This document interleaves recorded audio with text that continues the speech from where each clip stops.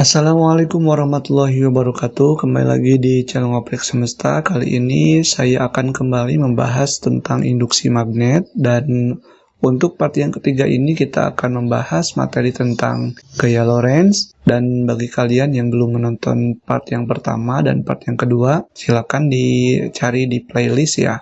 Oke, kita langsung saja ke pembahasan materinya. Nah, gaya Lorentz itu adalah gaya yang timbul pada muatan yang bergerak dalam medan magnet. Jadi kalau misalkan ada gaya yang timbul pada muatan yang bergerak dalam medan magnet, itu disebut dengan gaya Lorentz. Dan gaya Lorentz itu merupakan besaran vektor. Arti dari besaran vektor itu ya punya nilai dan punya arah. Dan arahnya ini ditentukan oleh kaidah tangan kiri Fleming. Nah, kayak gini ya. Jadi tegak lurus arus listrik dan medan magnetnya. Seperti ini. Jadi menggunakan kaidah tangan kiri. Kemudian gaya Lorentz itu ada di berbagai keadaan ya. Pertama, keadaan pada penghantar berarus di medan magnet. Jadi kalau misalkan ada penghantar berarus di medan magnet, ini kita gunakan persamaan ini bahwa F sama dengan BIL sin theta, di mana F itu gaya Lorentz, B itu induksi magnet, I itu kuat arus listrik, dan L itu panjang penghantar. Sedangkan theta-nya disebut dengan sudut antara arus listrik dan medan magnet. Kemudian yang kedua, pada muatan yang bergerak dalam medan magnet. Ini rumusnya ya, F sama dengan BQ V sin theta, di mana Q itu adalah besar muatan benda, satuannya dalam kulom, kemudian V itu adalah kecepatan benda, satuannya meter per detik, dan theta sebagai sudut. Jika gerakan membentuk lintasan melingkar, maka jari-jari lintasannya dapat dihitung menggunakan persamaan seperti ini. Dan yang ketiga, keadaan pada dua penghantar berarus sejajar. Jadi kalau ada penghantar sejajar, kemudian dia punya arus, kemudian untuk menghitung gaya Lorentz-nya seperti ini ya. Jadi ada arus yang pertama dan arus yang kedua, dan tambahan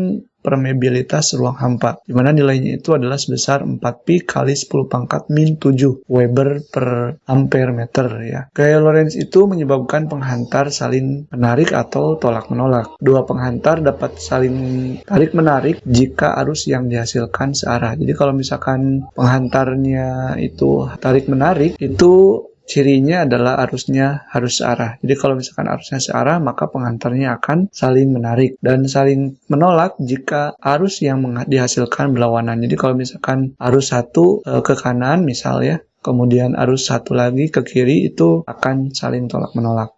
Kemudian ini momen couple adalah momen gaya yang timbul akibat gaya Lorentz sejajar yang berlawanan arah pada dua simpul kumparan. Ini seperti ini gambar ilustrasinya, dan untuk menghitung momen couple pada momen gaya itu seperti ini ya, momen gaya Lorentz ya, seperti ini. Jadi momen couple sama dengan ini jumlah lilitan dikali dengan B itu adalah induksi magnetnya, kemudian I itu arus, A itu adalah luas penampang, bukan ampere ya, A-nya di sini adalah luas penampang sin theta. Aplikasi gaya Lorentz. Aplikasi gaya Lorentz tentu setiap materi fisika itu mempunyai manfaatnya masing-masing. Nah, salah satunya gaya Lorentz ya, ini dapat diaplikasikan dalam kehidupan sehari-hari dan sudah banyak dirasakan oleh kita. Aplikasi gaya Lorentz ini antara lain adalah motor listrik, galvanometer, relay, kemudian speaker, dan kereta maglev. Nah, contohnya motor listrik. Motor listrik itu adalah alat yang mengubah energi listrik menjadi energi gerak. Komponen motor listrik terdiri atas kumparan berarus, magnet, dan komutator. Cara kerja motor listrik itu yang pertama, arus listrik yang melewati medan magnet menimbulkan momen couple. Kemudian momen couple menyebabkan kumparan berputar dan menggerakkan motor. Komutator berfungsi untuk menjaga agar arus listrik tetap DC. Kemudian aplikasi berikutnya itu adalah galvanometer. Galvanometer itu adalah komponen yang dapat mendeteksi arus listrik lemah yang prinsip kerjanya sama dengan motor listrik. Galvanometer terdapat pada ampere meter dan voltmeter. Kemudian ini aplikasi yang ketiga, contohnya adalah relay, adalah komponen yang terdiri atas kumparan yang dililit pada besi. Cara kerja relay itu adalah kumparan yang diberi energi akan menimbulkan medan magnet. Medan magnet akan menarik armatur berporos yang digunakan sebagai pengungkit mekanisme saklar. Kemudian aplikasi berikutnya itu adalah speaker. Speaker itu adalah alat yang digunakan sebagai